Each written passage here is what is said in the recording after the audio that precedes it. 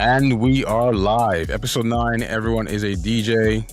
My name is Manu, recording live from London. Wesley today is a bit further away than he Well, usually is. Bro, you're in Australia, right? How many miles is yeah, that man. from Europe? I don't even know. How many Bro, kilometers? dude, Toronto was like, I don't even know, man. But it's one of the most brutal trips. I go Toronto to Vancouver, which is like 5 hours, and then Vancouver to Brisbane is like 15 hours on the plane. It was tough, man. But I kept myself busy learning how to produce. I mean, having Ableton on your laptop for a plane ride actually like changes the experience I mean, completely. listen, when you're flying first class, it's Yeah, different. yeah, yeah. It's different, bro. When you're first class, it's nice. It's actually not that bad. Just Yeah, like, that's it, man. That's it. Club Record booked the trip, bro. So yeah. that's why. But 15 hours on the plane. How do you keep yourself busy? You said you worked on music. What? Yeah, that's a long time. What else did you do? So I downloaded Red Dead Redemption on my iPad, and Uh, you can connect a controller to your iPad. So I was playing Red Dead Redemption for that killed a few hours, and obviously just watching movies, man. I'm caught up on everything I wanted to watch now. I got nothing for the plane ride back, but it's brutal. And then other than that, just eating and drinking, man, to pass the time. That's all you can do. all right, so you're gonna be there for a couple weeks, right? Couple weeks. I'm actually in a small town. It's called Noosa. It's like Sunshine Coast, which is north of Brisbane, about hour and a half drive, and yeah, right on the water. It's really beautiful here, man. And we talk about the cold and the snow in Toronto, and here it's really hot. So I'm thrilled. I'm happy. Yeah, the natural lighting is doing you well, bro. It's doing you well. It's well, I'm blossoming, bro. I'm thriving. He said, "My guy's glowing." Okay. We need to stay focused, bro. We gotta plant the club record flag, even in Australia. Any Yeah, opportunity you get, plant that flag, bro. no, there's actually quite a few Aussie DJs. I was catching up with Fine yesterday. They're in Sydney at the moment, but Yeah, yeah, unfortunately this time we're not gonna get to link up. It's just a bit too busy on my side. They're also like preparing to get on the road next month, back on tour, so they're gonna be pretty busy. And then there's a big promoter also based out of Sydney and Melbourne, who I was catching up with before coming. But it's just, where I'm at, Brisbane, it's not really a hot scene for music. It's a bit more of a beach town, island fever kind of attitude. People move really slowly. There's no rush. just how you like But it, bro. Sydney Just and how you. I know that's how you like it. Don't lie. I like Don't it, lie. man. I mean, listen, I need it every now and then, but yeah, Sydney and Melbourne is like a proper city hustle, all that kind of stuff. So, but next time I come out, I definitely want to check out those places. Nice one, nice one. All right. So yeah, Wesley is going to be in Australia for the next couple of weeks. But don't worry, we're gonna keep the episodes coming. And bro, releases. This is again your repertoire. You know what came out. You can tell us about what new music we should add to our playlists. So what came out last week? Yeah, listen, I think this past Friday was a really strong release day, all around. I mean, starting off the top for me, Layla, which is with Emmanuel Jal, Bun Chapa, and Murphy Cubic. Unbelievable track, bro. Did you listen to it? Yeah, yeah, I have. I'm actually helping to promote the track. Okay. So yeah, I'm very involved in this record. I received it, yeah, maybe like 6 months ago. So I've had it for quite some time. Oh, But wow. Okay. but very spiritual, emotional. It's got that Afro house, but very African feel to it. Mhm. I just think it's interesting the balance of Bun and Murphy on a track. That's like a collaboration I probably wouldn't have thought of before, but I think they actually smashed it all around. Oh But yeah, yeah. I think one of the biggest releases we have to talk about it, man, is Juno's Keriko. Oh my god, bro. Oh my god. Insane, insane. I mean, I was checking the streams today, and it's already on like 30,000 streams. Wow. after like a couple days. But I played it in Munich when I was, gigging in Austria, not Munich, in Austria. I flew to Munich and then drove Yeah. to Austria. But I played it, and not even the track, bro. The quality of the sound on the track, like it was night and day between the track I played previously and that one. It was crazy. It was almost like the speakers it was an orgasm, bro. It was nuts. Like the Yeah. speakers, it's crazy like as a DJ when you're playing music and you're mixing and then like, the track that comes Yeah. in next, it's above the previous one. So it was such a difference when I played it. But yeah, I think is this Juno's first release of 2026 of the year? Is it? I think it might I be. think so, man. I mean, Okay. also first release from him on spinning. It's good to see him diversify. I know he's had a lot of really successful releases with Magnifique, which is great. But yeah, to see him stepping up this year, first release at Spinning Deep, I think is well deserved though, man. He's an exceptional producer, He's that going, guy. man. He's going. He's going. I think he's gonna have a massive, massive year. I saw that he was in Argentina with Unreleased, playing a B2B with Luch. Shout out to the Unreleased guys. Oh But yeah. this record, I think it's a big one. It's already top 5 on Beatport. Yeah, I like that one. What else came out? We released the track "Watch Me." Shout out to Singara and Birdsey. Yeah, got some support from Virogene and McFly, which Okay. was nice to I think see. Jamie as well, right? Jamie liked that track. What else came out? Another release that I want to talk about is Francis Mercier, Mad Mix, and Toshi's Unjust. Beautiful, soulful. Toshi killed the vocals. Unbelievable track. I mean, I feel like Francis has just found this like sound that's uniquely his, kind of like what Shimza is doing, but his is like melodic, but a little bit of like undertone of always Afro house music. I think he smashed this one. I've been hearing it, floating around over the past few months, and one of my favorites from this past week for sure. It's cool, man, and I think he's really embracing his kind of star artist era, right? I like Yeah. the content that he's creating. I like the music video approach that he used to promote the track, right? He was running on the beach and doing that. No, but it's true. Like it's for me. I think some people maybe might have found it. I don't want to say funny, but different. But for me, it's like no one else does that. So it's gonna get people talking. It's gonna get some attention, No, and exactly. I like it. I like it. Listen, I'm here for it. I think we don't see that enough. We don't really see artists kind of do that, and so I like that for Francis. Um, Trying to think what else released. Absolutely, man. I mean, yeah, a couple quick shout outs from my side. Tracks I really enjoyed. We had Blanca Mazamela dropping on Kunye My War. Shout out to Yeah, him. DJ Tomer, Demza Beats, Voodoo Life on Mahaba. Great Afrotech track. But I think one that we're missing, big, big, big release is Shimza and Levy M's No Shape Without You. great track. Also, great controversy, right? Great controversy Yeah. around this release. For those that don't know, to give some context, actually. So when I first received the track from Levy M a few months ago, I asked him. I was like, "Okay, this is amazing, amazing track, but it just says Levy M, Shimza Levy M, no shit without you." I was like, "Who's the vocalist?" I was like, "Did you, but is it AI?" He's like, "Kind of. I sang the song, came up with the lyrics, and then used AI to do its thing and make it to what we have today." Yeah, That's man. one I thing, mean, right? Yeah. I actually didn't know Levy M.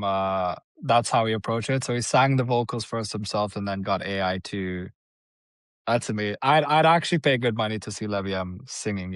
I just No, but I the thing just is, can't Levy see and it. people don't know, but he's so creative, man. This guy is really, really Yeah. creative and extremely talented producer, right? Okay, but that's one thing. The second thing is the actual beat, the instrumental, the groove, right? I'm not sure what inspired Levy M's kind of singing cadence and the singing style, right? I'm not sure what the background there is, but I think the lyrics, the words are original, right? Okay, so leaving No Shape Without You aside, now we've got another track which I forget the title. You might have to pull it up, but this was released by Electric Friends. Okay, Yeah. so the owner of Electric Friends, I think his name is Leon Del Rey, right? He messaged me on Friday morning, Friday afternoon after the track No Shape Without You came out, and he goes, Manu, you have to say something.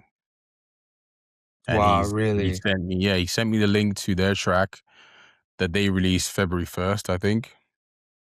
And he mentioned that, he just told me, listen. He just said, listen. And when I listened, you can clearly sense the similarities and it's very, very pretty much the same track.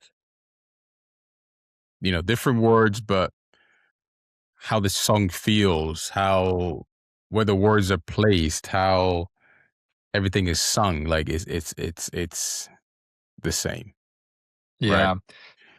So, Yeah. so for those listening, guys, this track is called "Summer Breeze." It's by an artist called Arome.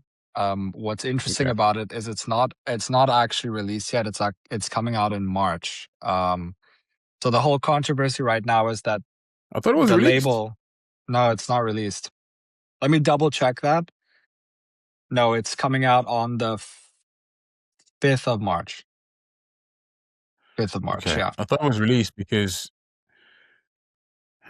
another side or another uh, point to the story is, of course, Levy M and Shimza were teasing the track for quite some time, and they claim that what happened is as they're teasing the track and there's audio out there, people took this audio and made their own version of the track, and you know, this version that we see on Electric Friends is one of the versions that they're claiming that Shimza and Levy M copied.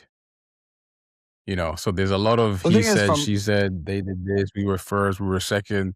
There's a lot of that going on too. ugh, it's like for me, it's always when these types of things come up, it often becomes like the chicken and the egg conversation, which came first. And I don't think you can ever really settle on an answer, at least outside looking in. You never know what's happening behind the scenes, but I just also don't see it. I mean, Levy M is somebody I've been following, even before I started doing content with Afro House Feed. He's all like super talented, as you said. So I just don't see him doing that. And same with Shimza, but you never know, right? But you know what? It happens all the time, especially with, popular vocals that pop up on Splice, who releases it first and who copied who. Um, this type of stuff happens all the time, guys. And again, for those listening, pause the video, pause the podcast, go have a listen to Arome's Summer Breeze. You can preview it on Beatport and then come back to the conversation. Leave us a comment. Let us know what you think. Well, I think there's a lot of points that we need to touch on here, right? There's an AI conversation. Yeah. There's a big label versus small label conversation in here, and there's a who's first conversation. Which one should we tackle first? So Let's do big label versus small label. We talk about AI a lot. We'll get there, but I think let's start there. yeah, okay.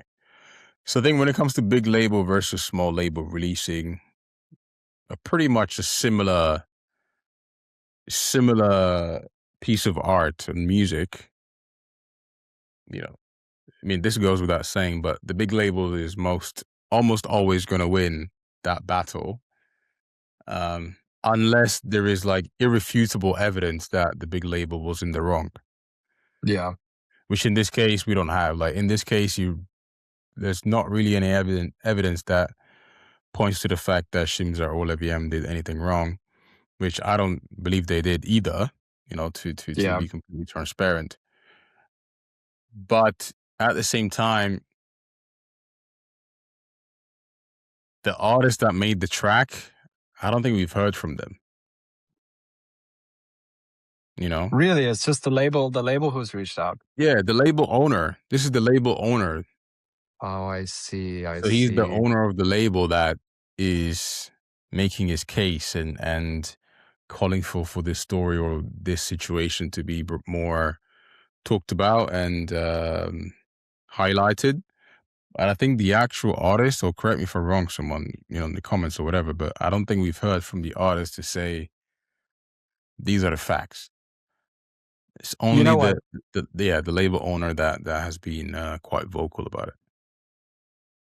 Listen, I can understand because, from the label perspective, you invest a lot of time, resources, budget, promoting a release. So that's investment that you've worried is not going to be returned. But I think personally, there's money in controversy. It might work out in their favor. You never know. But for those who don't know, guys, label ownership is a lot about intellectual property, right? So that's kind of the core business. So you can claim that a track is copied or sounds similar, but if you had to take it to court, it would have to be very specific on what is copied. So certain elements of the track are sampled, the vocal Yeah. is taken, but because it sounds similar, it's really hard to actually take that battle further than it was mine, it was yours, he said, she said, in reality, right? So that's how intellectual property works. It's very specific. But listen, man, this track is everywhere. There's a DJ artist who posted a note on Instagram this morning. Not gonna say who said it, but he said something along the lines of, "This is what happens when you use AI." So now we're getting to the AI side of the conversation. What happened, Yeah. or Very what could quickly, I have want to happened? fact check. I want to fact check if this track was released. Forgive me if I don't audio think starts so, playing man. from my laptop, but I want to see 81 joint on label for great music release. Did he delete it? Leon El Rey. Sorry, Oh, guys. interesting. So, Wait, yeah, wait. okay. Interesting from my side. On Spotify, it's released on February 1st, 2026. But if you look at Okay. Beatport, the release date is the 5th of March. Okay. So it's out. Yeah. Okay. It is out. Yeah, The good song is catch out, there. so you can go and listen to it. But okay, back to the AI question. This is what happens when you use AI. Why is that? I think we need to kind of make that clear. Why is that? Is because AI pretty much, you know, is a common denominator, right? Just scans the internet, uses different technical models and training models and gives you results that it would give other users, right? So nothing is really original. Nothing is truly um, tailored and bespoke. So I think this is happening a lot. A lot of even yesterday when I was doing my live stream, it's almost like we are developing the sixth sense of detecting AI vocals now. Yeah. Because they sound like, I don't know, man. They sound like all these singers you hear on these singing competitions. Yeah, They've exactly. got this kind of vanilla vibe, and they all sound, have this cadence, this energy. But I think it's going to be a big problem in 2026. So I think AI is awesome. I think it's great. But if you can work with a human, do it. I mean, I'm still yet to use AI for one of my tracks. I'm going to release a track that had an AI vocal, and then I stood back from that, and I'm not doing that any longer. Not to say that it's bad, and I think you shouldn't, but for me, I don't know. I still struggle with that. No, I totally agree. I mean, one of my upcoming tracks as well. We did an AI vocal, and it actually turned out really good. I really liked it. I wrote the lyrics, and then we did our thing. But when we did this was like quite a few months ago now. And as time has kind of come on, I've listened to it a bunch, and then other tracks with AI vocals are coming out. it just doesn't start to sit right with me. But like the way AI is working is like an aggregation kind of tool that's instant and smart, but it'll take a look at, thousands of different Yeah. references, if not more, and then come up with something in real time. So it'll never, at least not for now, it'll never have that really unique, original, creative, um, kind of personality that you get with a real vocalist or artist. That signature sound. It's just I just don't see it happening for a long time. Absolutely. But also, we haven't really talked about prompting these AI tools, because I think prompting is a huge part of it that is a skill when you are using Yeah, AI. How you prompt it and how you kind of tell it what to do is key. If you just tell it make a song that sounds like Usher, it'll do it. Yeah.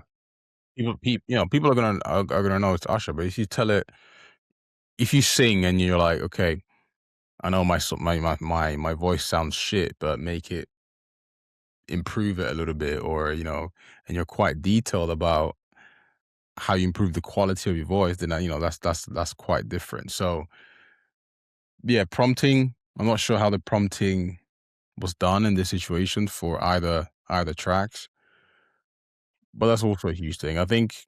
Listen, I am for AI more on the production side than vocals. Yeah. I think you know we don't need to get into the AI taking jobs away from people, but vocalists are definitely at risk when it comes to AI. So if you have the chance of working with a vocalist, do it. If not, use AI, but still there's an opportunity to be responsible in that use, I think. I agree. I agree. It's also, I mean, kind of segues into something else is because, because you have that accessibility with AI on the production side and, vocal side, you know, Afro house music is being created at such a rate than it ever has before. And, there's a lot of discussion right now about is the Afro house genre as a whole kind of starting to lose its momentum or flame, you could say, like, is the hype dying down? What do you think there? Yeah. I think it definitely Yeah. is. 100% it is. And you just have to look at the music people that made Afro House super commercial, and the sound and how different it is from, you know, when Afro Yeah. House popped to now. Yeah, but it's also like everyday things. There was a time where you'd be hearing the sounds in not just a music setting, so like music being played in a shop or on the radio, those kind of things. You'd be hearing, the big tracks at the time. Premier Gal, obviously Move, Adam Port's Move was such a big track, and it was every time I went out, I thought I heard that track somewhere, whether it was, in the gas station or um, someone else playing it in their car or whatever, right? But Everywhere. Yeah. since then, I'm kind of noticing that you're not really hearing it out in the public as much. And I think just looking at events globally and the types of sounds that are being played, on big stages, small stages, on the DJ touring circuit, it's just not where it was a couple years ago. Um, or it's just different. I don't know. You know what I mean?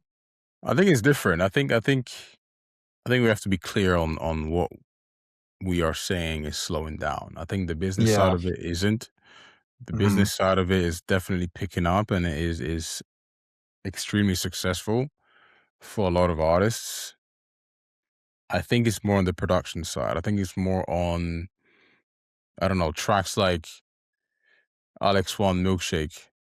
I Yeah. feel like that track was a moment in the sound of Afro House and the commercialization of the sound, right? I think those types of sounds and productions no one is making now. It makes me laugh because 2 years ago there was a whole the biggest controversial topic was about edits, guys. So it was all about, okay, you made an Afro House and then you made an Afro House track and then you slap like pop vocal on it and call it an edit, and that was the big trend, and it was pissing a lot of us off in the industry. And then now we've kind of like, gone away from that conversation to be like, is the whole genre feeling the heat a bit, you know? I think Um, so. I think so. But also, again, we had some early success with this podcast when we talked about Marco Cariola. yeah. These are all side effects. These are all signs of an industry that I think Afro House has affected, both in a positive but also negative way when it comes to, I guess, influences, and there's a whole side of things that people now make fun of and talk about a lot, and it's quite polarizing. Yeah, it's also like something I noticed recently is, one of my favorite labels, for a long time is Calamar Records.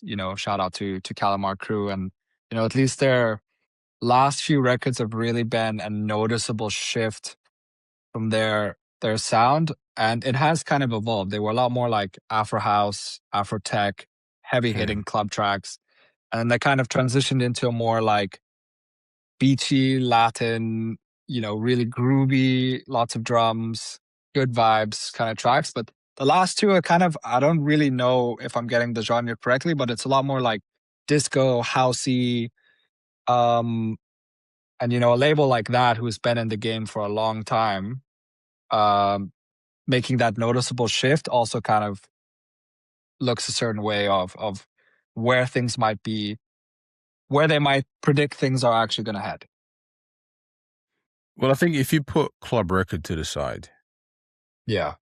which labels would you say, as a producer, you would want to release on? And forget the majors. Of course, we want to release on the majors, but in terms of Yeah. our community, which labels are you looking at right now in 2026? In February 2026, which labels do you want to release at as a producer?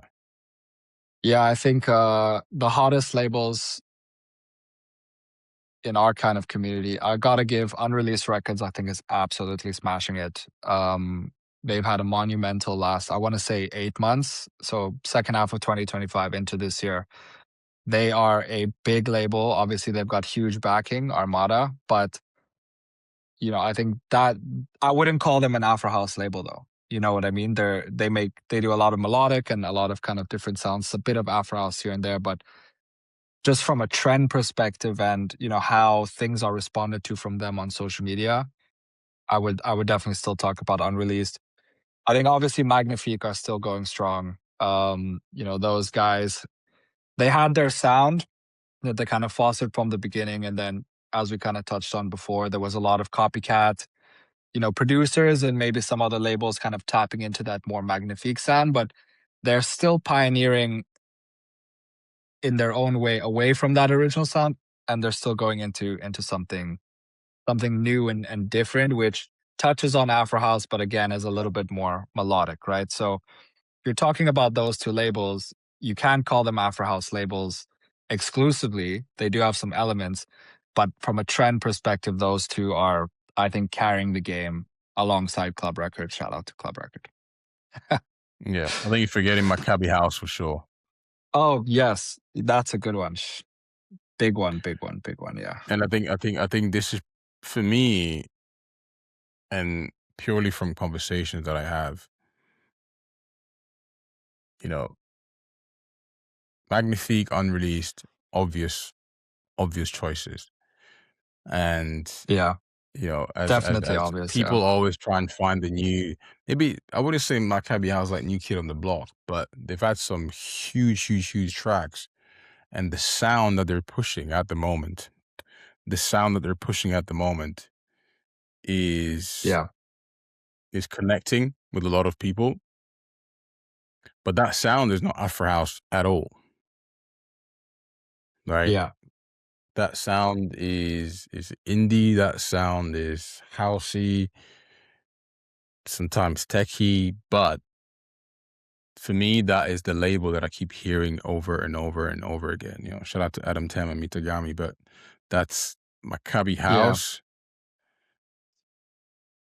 And as things are moving towards that way, I think people are following. naturally they're following that crowd and they're following where the sound is going. So I think we're seeing less and less of the groovy, kind of slower commercial Afro sounds and more of this clubby claps, hi-hats Yeah. productions. I mean, I heard it on the weekend when I was in Germany. The DJ before me, that's what he was playing. I played some of that, but you know, the sound is moving. The sound is moving, it's changing. I think it's a good thing because it's also for me showing people's true selves and people's true passions and true sounds. Because again, at the beginning in 2022, 3, 4, people were making Afro house because it was trendy, because it was an opportunity, because almost like they had to do it. Yeah. But I think now that it wasn't really them and it was never them, they're kind of adjusting and doing their thing. But yeah, it's an interesting one. I think with Afro House and where it's at now, I think it's a good thing because I think now the production quality is improving. But you know what? The whole conversation of, that's a can be a controversial one depending on who you're talking to. Like, oh, you used Afro House to get into the scene, and then now you're making this, and now you're making that. I mean, that's been happening, pre Magnifique, pre unreleased. There's all kinds of examples that I could give. I'm not gonna actually say names on it, but people have been saying that for a while. But I think evolution is good. It's like everything. Everything comes and goes. Things could go in and out of fashion. So something I want to touch on is that there's been a lot of talk and projects in the works for a while from an album perspective. Specific artists have been working on albums for a long time. And, sometimes I worry that they've been working on it for too long, that it might not be as relevant as if they dropped it, 1 or 2 years ago, let's say. So who have you heard You know what happened? making? Yeah, tell me, No, tell me. I think this is what happened. J. Cole dropped an album and everyone was inspired, bro. That's what happened. J. Cole dropped J. Cole dropped and everyone was like, all right, I need to channel my inner J. Cole. But no, but seriously, I think do albums work in 2026? The answer in 2025 was definitely no. But I Yeah, think in 2026, where music is and how um copycat the sound has become. There's a lot of copycats out there. There's a lot of unoriginality in the space. Albums allow for artists to really take their time and really create and be personal with it and create something special because it's not this microwave kind of mentality and instant gratification and quick releases and on to the next one. No, like with an album you've got to really work for it, think about the rollout, have this long-term plan, this long-term view, and you can't fuck it up, right? Because I think albums really are like that's legacy, right? When we look at some of our favorite artists, Kanye, 50, whoever, like you think about the albums, right? You think about the albums, you think about the full body of work, and to me, that really makes a legend. It's in terms of music, and it's hard for me to like think of a DJ. And I mean, I've been in the DJ space for 10 plus years, but even then, like it's hard for me to put. I don't know why DJs in the same level as those kind of artists that kind of sing and create music in that way. yeah. Um, but I think albums allow you to do that. Albums really can close the gap. So question for you then. I mean, are there any electronic music? Doesn't have to be Afro house, just generally electronic music albums that you still, either play or think about, and you say like, yeah, that was a Oh, crazy Rufus. Okay, project. Rufus. But again, Rufus. That's different, yeah. But it's electronic music. But still, Rufus the That's not, Soul. yeah, Rufus to Soul. Okay, that's a good one. Yeah, that's a good one. Bloom, right? Bloom. Yeah, yeah, yeah, yeah. No, that's I mean, that's iconic. Still is. I still But listen to it. but again, like I think this is why Rufus is up there because they have that. They've got something that you can just spend an extended amount of time with and be personal with it, and almost it Yeah. feels like yours, like it's yours. What Um, about Kind of Music Send Return? So that was an album that was on GTA 5 that they got them in. So that I think that was a big moment as well. I love Big that album, project end to yeah, end. There's a lot of massive album. I mean, is it yeah, as impactful as Rufus as Bloom? No, no chance, no way. Yeah. but I think they dropped it at the right time. You know, Hmm. as they were ascending, perfect time during COVID. People were at home, but again, I think with Rufus, when you have original vocals from your own singer, like that's different. I think when you have that element, that vocal element, I don't want to say it sets you apart, but it really adds to it. Back to Rufus. You know they're coming to Toronto. The next time they're playing in Toronto in September, they're playing an arena, like a massive arena, like 80,000 people. It's nuts. 80,000 people. Yeah, with floor and seating. So last time they came, they did a 3-night show at a venue that's 20,000 people, and now they're My coming back God, in September, 80,000 people in Rogers Center. Huge, man. It's bro, it was nuts. funny. It's just Like crazy. in Austria when I was playing, I'm playing. I don't know. I forget what track I was playing. Maybe I was playing like um Yamore or something. Everybody's going crazy, but then like Yeah. from the corner of my eye, I just see this couple, and they're both like, "Please play Inner Bloom, play Rufus the Soul Inner Bloom." Then I turned to the DJ behind me, and I was like, because I'm also a fan of that track. I was Yeah. like, "I don't have it. I don't have it. I don't know why I don't have it." I was like to the DJ behind me, I was like, "Bro, when you go on, please play it because I also want to hear it." But Yeah. yeah, Rufus are like that. Yeah, listen, with albums, looks like Black Coffee is rumored to be working on an album. He's cooking. Cairo, Yeah. Cairo, Francis, Shimza, the Africa Deep. The I don't Africa know. Deep, man. I think that's going to be an interesting one. I mean, expected from Francis and Shimza, just at the level that they're at. Their album ready. Cairo dropped an album. I think it was 2024. I really enjoyed it. I'm a huge Cairo fan. I always will be. So I'm excited to see what's coming on kind of the next iteration on that.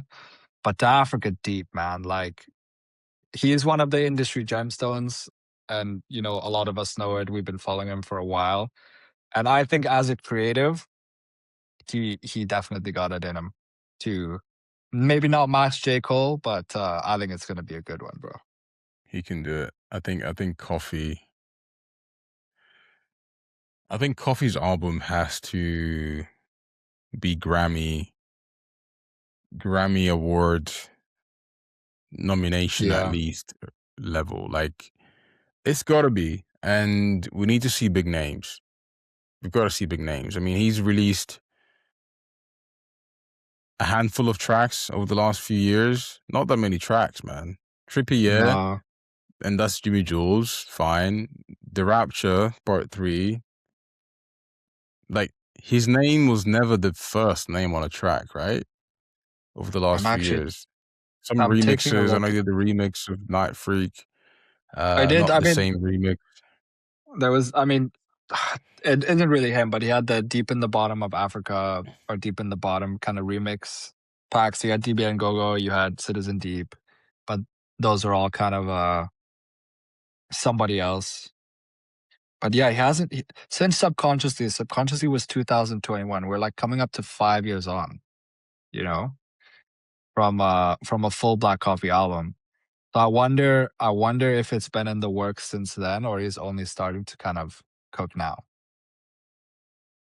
Listen, I hope he's cooking because We're hungry. You know what I'm saying? The Yes, we people are are. hungry, and I think we can't keep drinking coffee, man. We need some real food. Yeah, there you go. There you go, man. Put that on a um, t-shirt. who else? Cairo. I think that'll be a no skips 40-track project as he does. Francis, that's an interesting one because I think Francis, as we said earlier, like he's found this sound, but he also is quite versatile in the sounds that he puts out. You know, sometimes like Yeah. that drop is hard and gives you this Afrotech almost three-step vibe. Sometimes it's more emotional, Yeah. sometimes more old school Afro. I think that's gonna be quite cool. Do you know why I'm excited for Francis's album is because I think what he's gonna do is it's gonna be related and tied into his Soleil brand. So it's gonna complement. I mean, he put a lot of work and effort growing that, event experience Soleil. I remember I was eavesdropping on a conversation at Miami Music Week a few years ago. He was talking to Shimza. He said, "Bro, we have to do something. Um, we have to kind of compete with Afterlife. After House needs like a big event experience." And he came up with Soleil, and now it's big. It's all over the world. There's Ushuaia, Dubai, massive stages. So I think he's gonna take that event experience and continue to push the realm of that brand into his album to complement it. So I'm super pumped for Francis' album. Question, because I think I'm not sure who told me this, but there were conversations about Francis having a song, you know, as part of like the World Cup soundtracks, right? But Uh-huh. I who mean, how which yeah, artist in Afro House would you see like having a World Cup soundtrack apart from Francis? I think Francis for sure, but who else could you see featuring at the World Cup? that's a good question. I mean, definitely Anne Friends. That's like obvious Oh, layer that's a one. great name. That's a great name. Lad. Well done, lad. Right. Thank you, man. Thank you. Yeah. Who else, man? I look. World Cup also do a pretty good job of going beyond the commercial at times with their entire project. So I want to say maybe a Zake Spantwini potentially or a Kasango. I don't know. What about you? Any ideas? Any Okay. names come to mind? Shimza, I see a Maz. Yeah, I see a Maz. I see potentially Knife Freak. I mean, Knife Freak, he can make anything. He's just magical. Knife Freak is magical. Absolutely. He would definitely do well. But yeah, I mean, listen, with the World Cup coming up, Afro House is at that level now where we should have one song at least, man. So I think we will. I think we will. I'm curious to see who will be chosen. It might not be any of the names that we discussed, but I would put money on it that there will be Afro house music in that soundtrack. Yeah, guys, let us know in the comments. We're gonna clip this part of the podcast, but let us know in the comments which Afro House artists should have a song in the World Cup 2026. Let us know. I think I see Night Freak. I see a Shimza. I can see who else did I say? I forget now. Maz, I see Maz and yeah, Wesley said he can see and Friends, Kasango, Rick, Zakes. Who else did you say? and Friends, Six, Kasango. Francis. Yeah, Francis. Yeah. Let's go with those. Let's go with those. Let's go with those. Okay, episode 9, guys. I think shorter than usual. We were having some connection issues. Wesley is a bit far away today. Yeah, I'll sharpen up for the next week. We got one more. I'll actually be in a different location next Sunday. So Oh, nice one. Okay. yeah, we will see you all then, guys. Thanks for listening. Thanks This for is listening, Everyone is a guys. DJ. Peace. Peace.